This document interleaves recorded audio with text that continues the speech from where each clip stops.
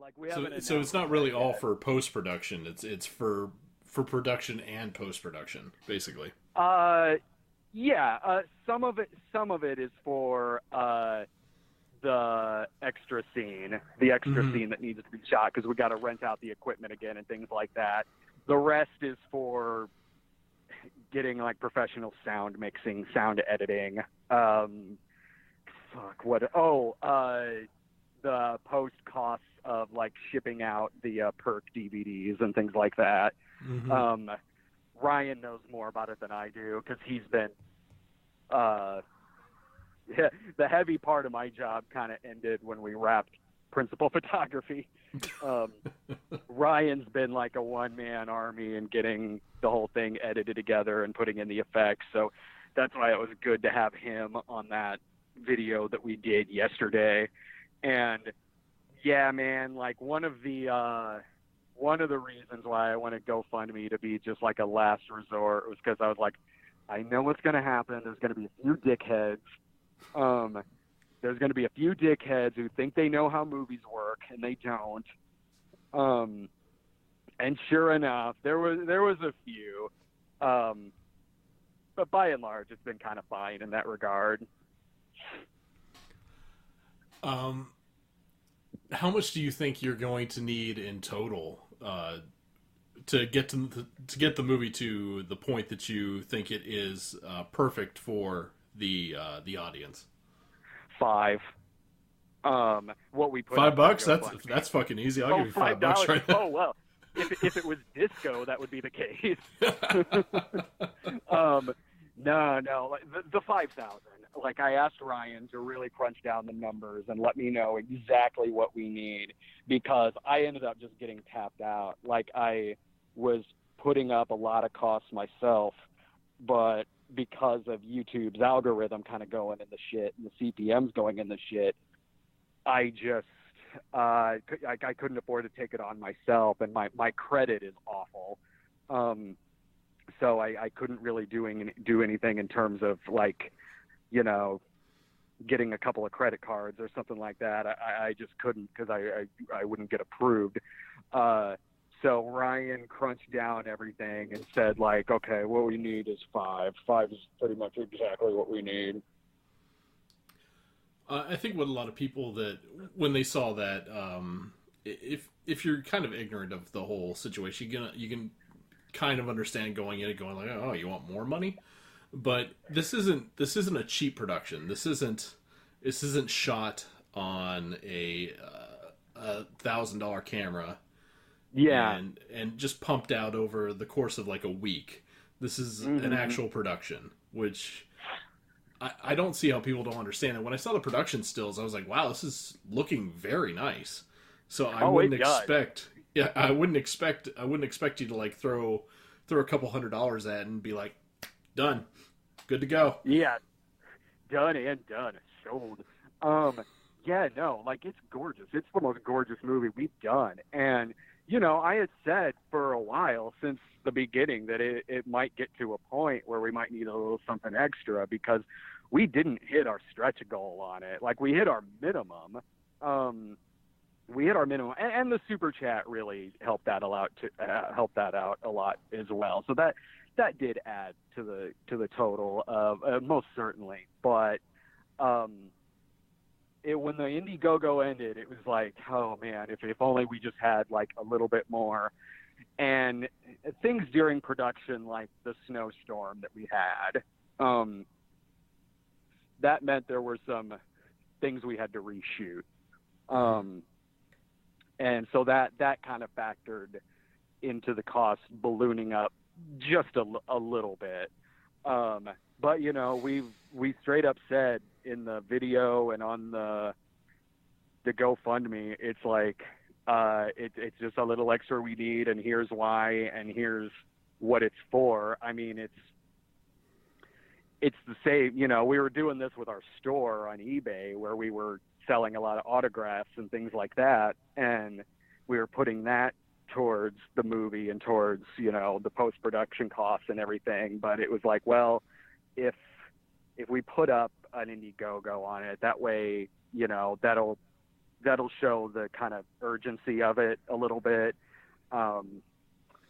Whereas people realize now, like, okay, this is, here's why, the store's been more active, and here's things that you could get from our store. Like, it's not like we're just sitting there saying, like, oh, give us money and you get nothing in return. Like, no, you're getting like our previous movies, our digital downloads of like the exclusive Snob episodes, copies of the script, things like that. Like, there's still a lot of perks going along with it, and pretty good deals as well as far as our previous movies go. Since you didn't meet your stretch goal, were there any parts of the movie that had to be trimmed or changed to adhere to the differing budget? Yes, because we had, let's see, I think we had about 7 or 8 days to shoot the movie, and if we had shot everything in the script, it would have been a few days longer than that. So there were scenes that had to be condensed, trimmed, understandably so, because these are sequences that probably would have gotten trimmed anyway. Like, there was a whole sequence where they're in like a comedy club that was cut out of the movie, and it was a really easy thing to cut out. It didn't affect what the story was or anything like that. It's probably a sequence that would have been severely trimmed or cut out anyway. But it was a long script, and one of the perks that we have is a copy of the first draft that is a lot longer, and it has scenes in there like the comedy club scene, which I do wish we could have shot it, because I did really like the comedy club scene, but I understand that, like, well, for budget reasons and things like that, it would have been kind of impossible to shoot it. Maybe I'll try putting it in another movie if we end up doing a sequel to this, because it was a good sequence. It was because the 4 main characters are YouTubers, and it was a sequence where they have to hide out in this comedy club because there's these people chasing them, and then it's this open mic night, and the manager of the comedy club, as well as this guy who's been racing them through the whole movie, like, basically goad them into going on stage. Like, oh, you think you're comedians, right? Why don't you go on stage? And they do, and they totally just bomb. They totally just bomb on stage trying to do stand-up comedy, except for the character that Rob plays. The character that Rob Walker plays isn't really a YouTuber in the movie. He's a movie director in the film, and he gets up on stage and basically just does this routine where he's poking fun at YouTube, a lot of YouTube culture, and that, like, ends up killing with the audience.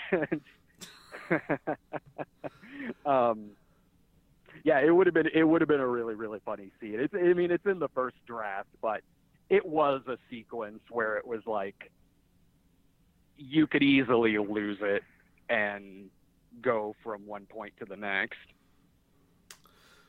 Speaking of the actors that you do have in this, were they there offering their talents voluntarily, or did you also have to pay them as well, or was this kind of just a big effort just to get the movie done, regardless if they could get paid or not? Oh no, they all got paid. Cast, crew. I gave up my salary on it just to help out production costs. But I mean, when the movie comes out, I'll still be getting revenue from it and everything. But I'm like, yeah, just put my salary in there towards to help with production costs. I did that on Jesus Bro as well. It happens where every little bit helps, and I got no problem on doing that on a movie like this where I'm one of the producers on it. But no, everyone else, yeah, totally, yeah. It was a paying paying gig for all of the cast and the crew and everything. And they were great to work with. I mean, a lot of us in the cast, we'd all worked together before, and we're all friends. And even people that I hadn't worked with before, you know, it was great being with them on set and everything. Corey Goodwin, who was on doubletoasted.com, he's one of the main characters in the movie, and it's really the first acting role in a movie that he's had, and he was one of my first choices in mind for this part, and thankfully, yeah, he said yes really, really quickly, and he was great. He's hilarious in the movie. He's very funny, and it was awesome working with him. You know, off camera and everything. We were all sitting around, you know, just talking movies, talking movies, talking making movies. You know, other things that we'd all worked together on in the past. It was a chill shoot. I mean, in more ways than one, because it was ridiculously cold, so it was also very chilly.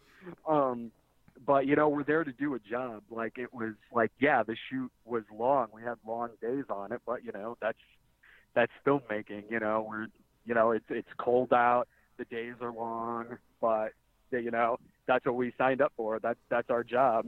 And we're not there to complain or anything like that. We're there to act and really kind of do this dream job of ours, acting in this movie, being really, really funny, and, you know, hanging together as friends and everything. And, you know, also, you know, talking about how cold it was. Overall, was it a stressful shoot, or since you're pretty much working with your friends, did it make it kind of more of a get together project, like a DIY thing that you would do at your house with your buddies? It just kind of knock it out while still having a good time. Well, we did all have a good time on it, but, you know, it was a very professional set. As far as us, the actors, go, stressful?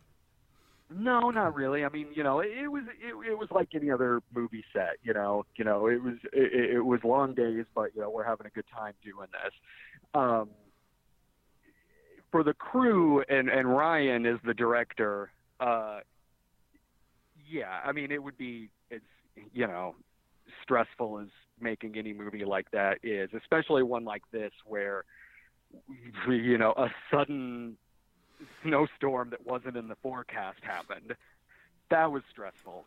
That was because we had to have a big meeting about whether to just shoot the interiors and pick up production later, or, you know, continue on, and now it's a snowy movie and we reshoot some scenes. So we continued to shoot. Because the snow makes it a very pretty unique looking movie. Like, no one expects a movie like this to be a very snowy movie. So that actually makes the aesthetic really kind of original for a movie like this. Any stress that I had on it, because I wasn't the director of the film, so Ryan would have had different levels of stress than me necessarily. Anytime I ever really was, it would be maybe if I was scared that we wouldn't get everything that we needed to get shot in the daylight in a particular day shot before nighttime happens. So there were a lot of sequences where we're really racing against the sun. That would be kind of worrisome a little bit, but, you know, we really, really pulled it off. There's a sequence in the movie where the four of us are at this food stand, where Doug Walker is this redneck running a food stand, and he's selling like sheep balls. That scene, you can't tell when you watch the scene. Like, in the scene, it looks great. In the scene, it looks daylight.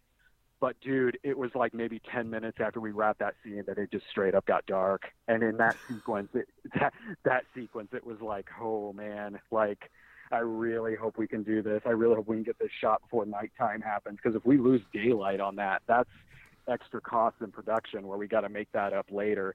And the last day of shooting, like, we were moving very fast. I mean, we were really on it, because it was the last day of shooting. We had to get everything shot before time ran out, not in terms of daylight, but in terms of the crew. because, once it hits however many hours a day that they're allowed to work, if it goes over that, it adds way more to production. So we were really heavily getting things done for the final scenes in the movie, and we did it. We're all professionals. The cast in the movie, we're all professional actors. The crew absolutely. Our cinematographer, AJ, Ryan, the director, everyone from lighting to music. I mean, we're all pros who have worked on a lot of big projects in the past. So we know what that mindset is, to be like, okay, we got to get this wrapped on this day by this time. Here's what we do to do that. And it doesn't sacrifice anything. It doesn't sacrifice how the scenes go. It doesn't sacrifice, how they're edited or shot or anything like that. It's just a group of us all being really, really good at our jobs. You've seen the rough cut of the movie, yeah. The assembly cut. Yeah.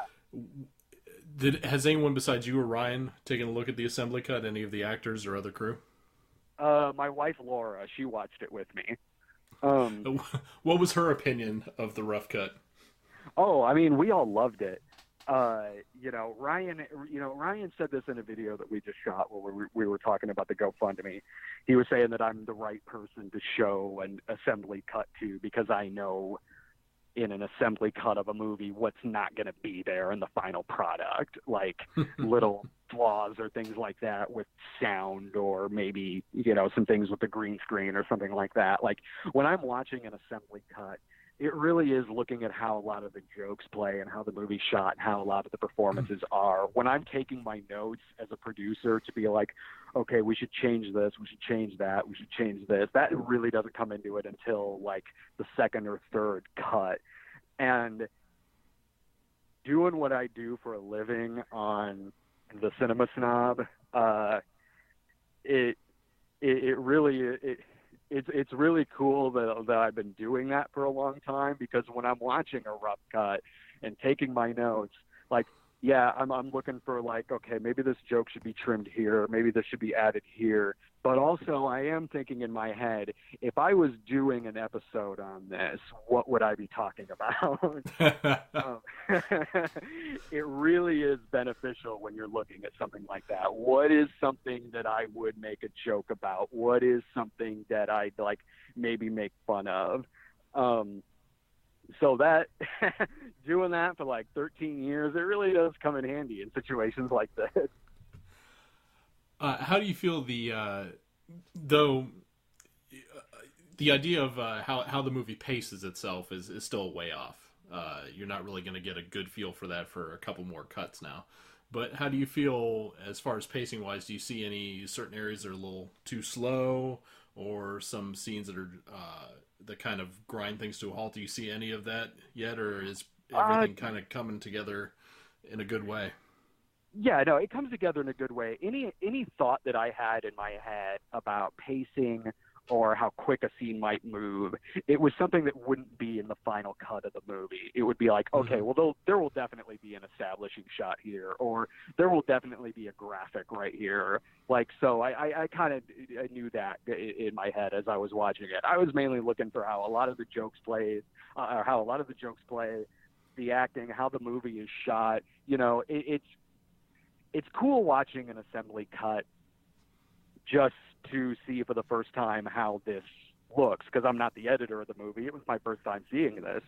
And, Ryan knows he's edited a lot of movies before, and he knows I'm the right person to be watching, that it's okay for me to be watching something like this, because there's other producers he's worked for that have been like say something like, hey, you can see the green screen in this shot. It's like, well, yeah, like it's not going to be like that, like when the movie's out. So the acting in the movie is great. Everyone's hilarious in the movie. Everyone really nails their lines, and what they add to these characters is awesome. And it's a gorgeous looking movie too. Like, it's shot in CinemaScope. Like, the snowy backgrounds and everything are really cool. It's by far and away, it's the most gorgeous movie that we've shot. Some of it has a real, like, kind of Fargo look to it. and when it gets into the clown museum part, there's a part where these characters end up in this weird clown museum. The colors there are beautiful, like in this almost weird looking like giallo kind of way. Yeah, it was so seeing all of that for the first time and everything, like I am really excited for when this movie comes out. I think people are going to be really impressed with it. I think they're going to be impressed with, you know, how we used the budget, how, you know, how we really put our all into how this movie looks, into the script, into the acting and everything. Like everyone's perfect in their roles. Like there's no one else I'd rather have than the actors that we have for this movie. I was thinking about when I called you to say, like, in the next 5 minutes, we have the entire cast of Windy City ready to go for an interview. Oh, hell yeah. A Windy City reunion? I was thinking of some names to do in the future for more, like, and I was thinking in my head, like, ooh, it'd be great, like, to talk about on my site. I was thinking, like, George Lazenby, Josh Mostel, so I could just talk to him about Windy City. Yeah, I was thinking of like Treat Williams would be fun to talk to. And in my head, I'm like, well, this is a long shot of all long shots, but I was like, man, I would love to talk to John Travolta. I bet if I headed down to the Fort Harrison, the Scientology hub close to my house, Yeah. I could probably run into him and then bullshit him enough to get him on the phone with you. Dude, if we pull that off, that would be awesome. Actually, tomorrow I'll probably reach out to his agent to see how receptive he is to phone interviews. I know, right? Like, I mean, Travolta's like one of my acting heroes. I'm like, that would be a dream to talk to Travolta, man. Like, I still watch all the Travolta movies that come out, and I was pretty lenient towards what was that last? The Poison Rose. Like, it's not even that great, but I was like, well, it's better than like Trading Paint. So I'm like, better than Roadhogs. You're right. Oh, yeah, dude. Like, Old Dogs. Oh, yeah. Like, I was like, well, it's better than that. Like, I was like, there were some cool Travolta moments in it. Like, it was cool seeing Travolta back to being like chain-smoking John Travolta. I was like, I hadn't seen that in a while. Like, just cool aviator sunglasses, chain-smoking Travolta. He has a scene at the end where he's dancing with Famke Janssen. I was like, you know, there's little things like that where I'm like, yeah, I'm fine watching this. Like, I watched it at home. It was 90 minutes. I was like, this is fine. But I mean, I straight up said in the review, I was like, now keep in mind, like, the last movie of his I watched was Trading Paint, which was one of his worst. And it's not as, like, it's better paced than, like, Gotti. It's not as ambitious as Gotti, but it's better edited and better paced. Gotti, though, is more entertaining. You never knew what scene was coming next, which part of which decade you were going to be in. Yeah, dude. So, like, have you seen Gotti? Yeah, it gives me a headache to try to follow it. I kind of love the movie. Like, even when I watch it again for the Snob, I was like, this is a mess, but there's something about it that's so fascinating. I'm like, I kind of love this movie. Like, the soundtrack choices, and when I saw it in the theater, like, Laura and I saw it, and I was like, I'm following it fine only because I already know about John Gotti.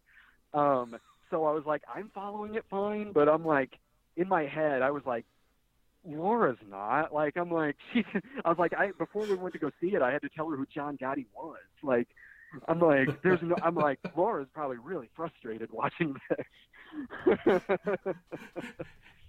How because I'm going to relate this to my own relationship with my wife. How receptive is Laura to some of the more outlandish films that you two sit through? Is she always gung-ho about it, or are there times where she's very apprehensive and very kind of like, I really don't want to do this kind of thing? Oh, she loves watching, like, you know, bad movies, crazy bad movies, weird movies from the 70s, like exploitation flicks.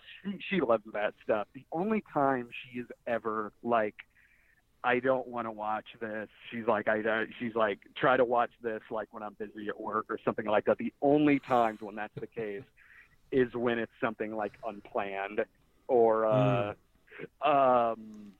The Voiceless or some of the religious movies. When the religious something where the whole production is a pain to get through. Yeah, like not every one of those movies, because I mean she would have fun sitting through something like Kirk Cameron Saving Christmas, but like the first and second God's Not Dead movie, or like Unplanned. That's when she's like, this is just gonna make me mad. Like, try to watch this when I'm busy doing something else. When it's a really obnoxious comedy, that she has a hard time sitting through, like the Baby Huey movie, the stuff that's like nails on a chalkboard. The Baby Huey movie, or the Bela Lugosi meets a Brooklyn Gorilla. Where those she's not too terribly keen on. Or like a really lame like military movies, not like a good one, because I mean she loves it when they're good, but when it's something lame like a Hunter Killer with Gerard Butler, she was not having any of that. I think a lot of people don't understand just how tough it is for people that have to watch bad movies for a living like you do, or someone like me that actually has to screen bad movies. I'm not every movie that comes to my inbox is a bad movie, but there's a lot that are. That I have to find a trailer, and I have to sit down with Michelle, my wife, and I have to say, let's watch this. If you think it's interesting, we'll watch it on the TV. If not, I will watch it on my phone with my headphones on and not bother you with it. That's the only way that we can make this relationship amicable when it comes to the entertainment industry. Because she was even apprehensive about Detective Pikachu, because she doesn't know anything about Pokemon. And the last time I dealt with it was when I was in college and I worked at a Walden Books, and we were gym leaders. So we would play the cards with the kids on these certain days to drum up business. That was the last time I had anything to do with it. So I went in being like, I'm not going to remember anything. She's not going to have shit to do with it. And she came out like, oh, that was a good movie. It's like, holy shit. A video game movie that she knew nothing about prior. She came out saying it was a good movie. I'm astounded. She loves it. She loves it whenever I get a message from Foy. Oh God! Because he'll write to me on Twitter, on like Twitter DM, and be like, "Dude, look what just showed up in my email," and it's like Pet Graveyard. I write back, I'm like, "Dude, me too. I just got that screener as well." When it's something like that, Laura's curiosity gets piqued up a little bit, like a mockbuster like that, or she was looking forward to watching that new I Spit on Your Grave, but that turned out to be pretty bad. That is unfortunate, because Jamie Bernadette is a good actress, and I hadn't seen the poster for it, and I looked at it, I was like, wow, she's as intimidating as when I interviewed her. So it's just kind of bad that something that's supposed to be kind of a direct sequel to the original just turns out to be garbage. Yeah, like, it was, honestly, some of the acting really wasn't that bad in the movie. Like, that was another one that Scott wrote to me about, and like, I was like, I didn't even know this was a direct sequel. I just thought it was going to be one of the direct-to-video, like, ones that they put out, like I Spit on Your Grave 1, 2, and 3, like those movies. And when he told me that it was a direct sequel, I'm like, okay, I gotta watch this. And he's like, it's also 2.5 hours. That's the thing about the movie. I was watching it going, dude, if they shaved like an hour of this, like, it wouldn't be great, but it would like be better. Like, I don't know how good it would have been, but I mean, it would have like flowed a lot freaking better.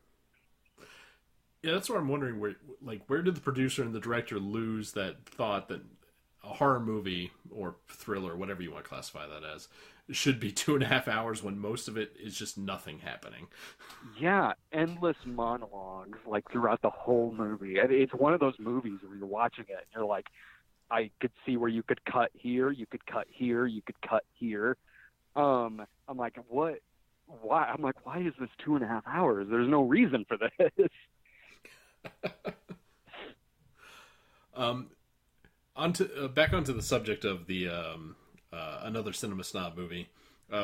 If people want to donate to the post production / additional scene funds, where can they go to do that? They can go to. We have a link to it on my Twitter account, which is at the Cinema Snob. Also, we put up a YouTube video about it. Our YouTube channel is youtube.com/Stoned Gremlin Productions. I'm sure if you go to GoFundMe and type in like Another Cinema Snob Movie, it'll pop up. Or even if you go to Google, it's got a long URL. But yeah, we're really excited for it to be finished. Like it's making movies. It's wonderful. It's a dream, and it's also a long process. At least on a movie like this. When I directed Disco, that wasn't a very long process. That was a very micro-budgeted movie. It had about a $6,000 budget. And what else coming up within the next couple weeks? What else can we expect out of either the Cinema Snob or you and Laura or you and Ryan? We'll be doing a lot more like game streaming over on our channel for like some classic consoles. I want to start doing that like in the mornings. I'm going to try to do that like pretty much any morning that I can for at least a couple of hours. We've got our Snob episodes coming up. I'll probably do one on Child's Play. I'll probably do one on Shaft. I got one coming up. I think the next one I'm doing is going to be for the 70s Zodiac Killer movie, because I'd like to go back and do some more like old exploitation movies like I used to. Later, I might do one for like Fireproof or something like that. So yeah, I mean, we've been keeping our channel very, very active here lately. Sometimes multiple videos in a day. So we're keeping as busy as ever. And when the movie comes out, we're going to be doing a lot of live streaming to promote the movie. We're going to get together with cast. There'll be trailers coming out. There'll be behind the scenes footage coming out. So yeah, we'll also be doing a lot of stuff to promote the movie, especially when we've got a release date locked.